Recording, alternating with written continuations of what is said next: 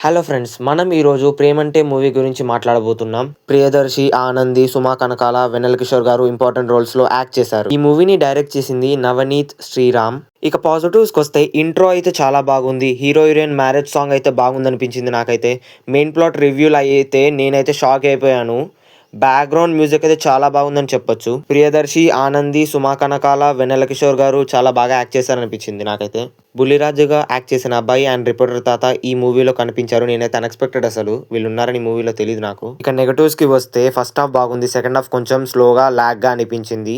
నాకైతే లాస్ట్‌లో కొంచెం ఎమోషనల్‌గా అనిపించింది. అందరూ ఫ్యామిలీతో చూడొచ్చు. కానీ హగ్ సీన్స్, ఒక 2, 3 కిస్ సీన్స్ ఉన్నాయి అంతే.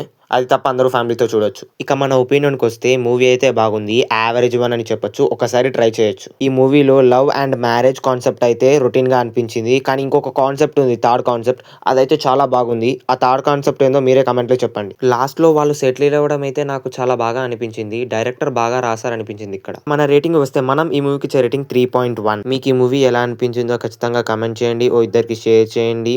ఈ మూవీ నచ్చితే మన ఛానల్‌ని లైక్ చేసుకోండి. ఇలాంటి రివ్యూస్‌ని మిస్ అవ్వద్దు అంటే మన ఛానల్‌ని సబ్స్క్రైబ్ చేసుకోండి.